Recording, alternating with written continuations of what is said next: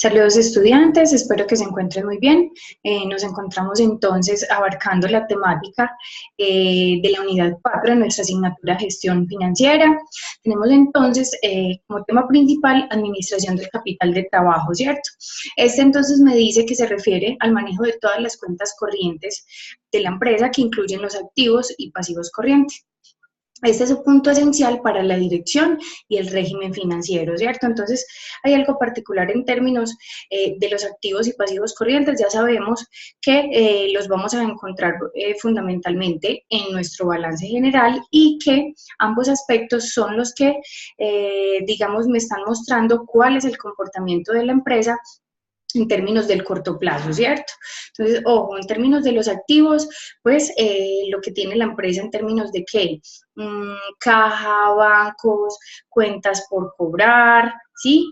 Inventarios y tenemos en términos de los pasivos corrientes las cuentas por pagar y ya sabemos que en términos de eso es entonces todos los compromisos financieros que tiene la organización, pues en términos del corto plazo. En términos de eso, hablemos de qué, arrendamientos, servicios públicos, nóminas, ¿sí? Bueno, entonces venimos.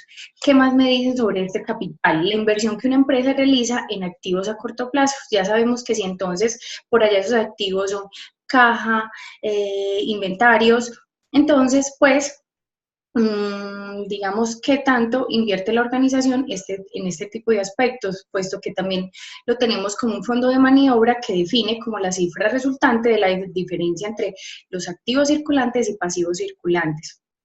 Aquí es donde nos daremos cuenta si en efecto en términos del corto plazo la organización tiene digamos un dinero en particular pues para maniobrar si algo extraordinario llegase a ocurrir, pero ya habiendo digamos cumplido con sus obligaciones de corto plazo.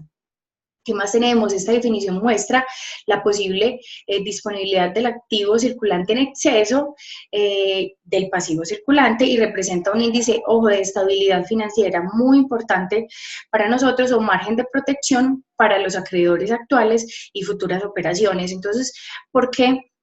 De cierta forma una protección para los acreedores, pues digamos para ellos va a generar mayor confianza, pues que la empresa tiene solvencia en términos del corto plazo para cumplir ese tipo de obligaciones, ¿cierto? Si en efecto encontramos que la empresa no tiene un buen capital de trabajo activo circulante, pues vamos a decir, bueno, si le vamos a fiar a esta empresa a 30, 60, qué sé yo, 90 días, pues en efecto sí tendrá para responder o no. Si se va a meter en otro tipo de proyectos de inversiones, pues la misma pregunta. Entonces, si tiene capacidad para responder, ojo, estamos hablando que el capital de trabajo enfocado netamente a qué, corto plazo, ¿sí? Puede que en el largo plazo genere muy buenos rendimientos, pero este específicamente se refiere a mi corto plazo. Tenemos que entonces este capital de trabajo va a estar, digamos, compuesto directamente a partir de tres aspectos fundamentales que son los inventarios.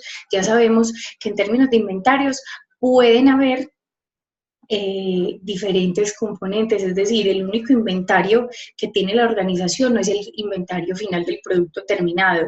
También podemos tener inventarios de ¿qué? De materiales y de trabajo en proceso.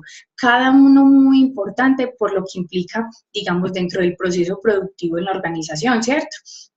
Y que implica tener en cada uno de estos procesos grandes cantidades de inventario. Entonces, venga, si la empresa tiene un funcionamiento muy continuo, pues podemos decir, listo, no es que se tienen que mantener niveles altos de inventario, pero la rotación es alta. Entonces, en esos casos, pues es válido. De lo contrario, no, igual ahorita retomaremos ese concepto. En términos del disponible, entonces este disponible va a estar representada en caja, en bancos, ¿sí? Entonces es el dinero como tal que tenemos a disposición de la empresa en términos del corto plazo en cualquier momento determinado.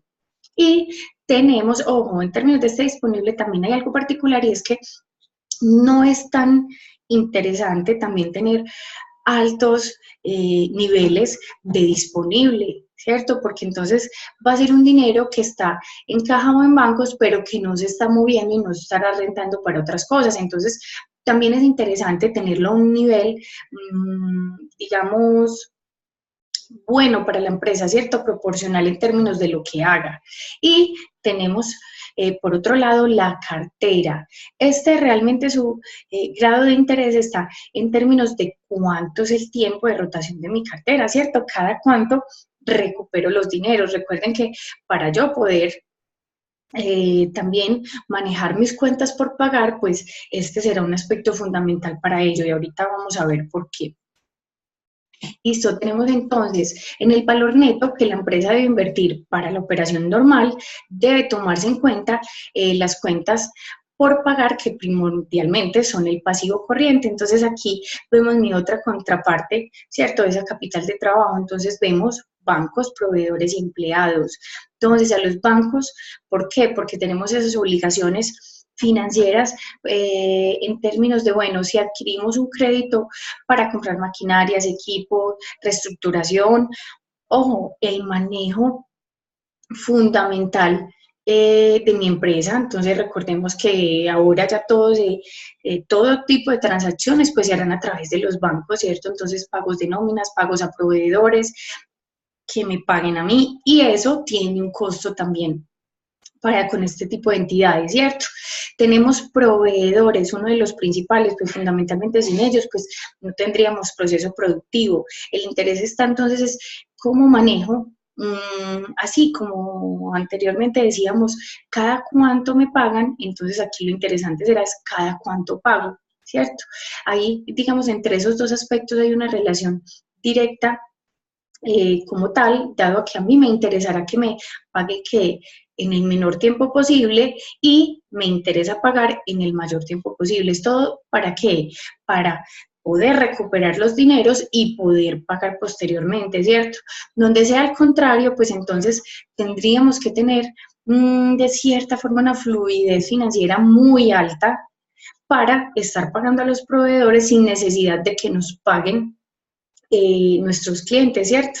Entonces, bueno, ahí está como eso en particular. Sin embargo, muchachos, cada empresa tiene su estructura, ¿cierto? Habrán otros que me dicen, venga, pero también yo puedo pagar a proveedores rápido y aprovecharme de unos descuentos a pronto pago. Claro, eso también puede pasar, ¿sí? Sin embargo, ¿quién hará ese análisis en su debido momento? Pues cada empresa, qué tanto le conviene o no pagar rápido o pagar, digamos, de una forma más lenta. Y tenemos a los empleados que indudablemente este es uno de los compromisos fundamentales que todas las empresas tienen en cada periodo, ¿sí? Y si, digamos, se tienen dificultades para asumir este compromiso, pues esto ya en definitiva está diciendo que la empresa pues no estará en sus mejores condiciones. Bueno. Tenemos entonces un ciclo efectivo como tal, donde decimos que es la parte integrante del ciclo operativo. Su intervalo está comprendido entre el pago a proveedores y el cobro a clientes, lo que hablamos anteriormente de la relación de esos dos. Entonces, es un interés de toda empresa que el ciclo sea lo más corto posible para reducir sus necesidades de financiación, ¿cierto? Entonces, también decimos que este ciclo efectivo es igual al operativo menos el de pago, ¿cierto? Entonces yo quiero recaudar lo más rápido posible esas cuentas por cobrar para poder pagar, porque también sabemos que en términos de entre más tiempo nos demoremos en ese ciclo de pago, pues más intereses puede que me cobren. Sin embargo, ahí también hay algo interesante y es la negociación que se tiene entre las empresas y sus debidos proveedores en particular. Ya sabemos que hay unos que tienen pues ciertas condiciones específicas y que puede que hasta cierto punto pues no me cobren interés y demás. Bueno, en términos del ciclo operativo que tenemos, es una medida de la cantidad de tiempo que transcurre desde que se compra la materia prima para producir bienes hasta que se cobra al cliente, pasando por el proceso de producción, almacenamiento y venta. El ciclo operativo toma en cuenta dos determinantes de liquidez, que son, entonces, el indicador del tiempo que transcurre como promedio entre la fecha de compra de los materiales y la fecha en que se realiza el pago de los mismos proveedores. Entonces, ahí hay un dato en particular y es que también muy importante esos inventarios, porque si yo estoy comparando mucho material, por ejemplo, y se me está quedando en inventario mucho tiempo, no estoy trabajando de la mejor forma. El nivel de inventarios también es muy importante. ¿Para qué quiero un nivel alto si mi nivel de producción no tiene ese mismo comportamiento? ¿Cierto? Entonces tiene que ser proporcional. Si tengo altos niveles de inventarios es porque la producción también es alta y la rotación para el mismo pues se va a dar de esa forma. ¿Sí? Eso también porque es importante, porque entonces si el material no ha sido utilizado y llega mi fecha de pago, entonces, bueno, fue un material que no tuvo proceso o transformación en ese periodo y ya lo tengo que pagar, ¿sí? Entonces, ahí es lo interesante, bueno, todo el proceso desde que lo compro, se produce, se vende como producto terminado, recupero ese dinero y tengo, digamos, la capacidad para pagar a mis proveedores. Ese sería el deber ser. También tenemos la determinación del efectivo meta, involucra una evaluación entre la interrelación entre el beneficio y el costo de liquidez, ¿cierto? Entonces, también hay algo particular y es que entonces si nosotros queremos obtener una liquidez en términos del corto plazo, también vamos a dar a nuestros consumidores o clientes pues unos descuentos por pronto pago, ¿cierto? Entonces también ellos harán ese mismo análisis, qué tanto les interesará o no pagarme rápido. En ese sentido, pues yo voy a estar perdiendo un interés porque no me pague, digamos, en otros momentos, pero sí voy a tener liquidez en términos de mi corto plazo. Tenemos entonces una administración como tal de ese activo corriente, ¿cierto? Capital de trabajo. Entonces, tenemos que en términos del disponible, la concentración de caja, lo hablábamos o lo mencionábamos ahorita, y es qué tanto nivel o cantidad de recursos se necesita en términos de caja o bancos, ¿cierto? Entonces, también habrá que mantener unos niveles puntuales y no excederse porque serían dineros que están quietos y no están funcionando. En otro tipo de inversiones para que genere rentabilidad, ¿sí? Tenemos cuentas con balance cero y recuerden que entonces aquí nos tenemos, digamos, que volver un poquito por allá entonces a lo que son libro diarios, cuentas de cuando ya se levantan los estados financieros y es como cada una tiene su representación en términos de su contraste, ¿cierto? Créditos y débitos, entonces de dónde salieron y a dónde llegaron, ¿cierto? Y si como tal, pues quedaron en cero todas esas cuentas en particular. Todo esto en función de que de poder hacer inversiones particulares de esos sobrantes de dinero que se tienen en términos del corto plazo.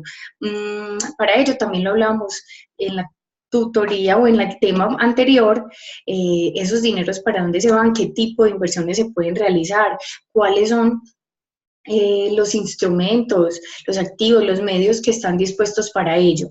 Entonces, por ejemplo, aquí me mencionan CDTs o similares, ya lo hablábamos que los CDTs pues no serán un medio muy atractivo para ellos, pero puede ser una posibilidad en términos de no dejar un dinero pues concentrado en caja y pues que en efecto no esté haciendo nada. Y tenemos en términos del inventario, entonces modelo de orden económico, ¿qué me dicen?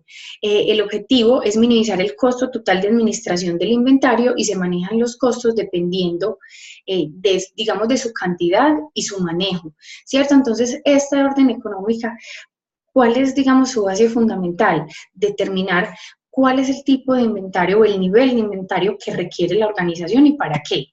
¿Cierto? De modo que se tenga el menor inventario posible.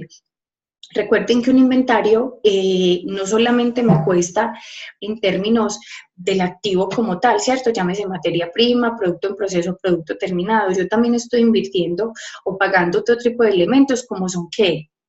El lugar o las instalaciones donde va a estar ese inventario, el personal que de pronto va a estar, digamos, atento a él, ¿sí? Entonces serán otros elementos también adicionales a ese inventario, pues, que van a ser salidas de dinero de la organización que se pueden ahorrar, ¿cierto? En ciertos momentos.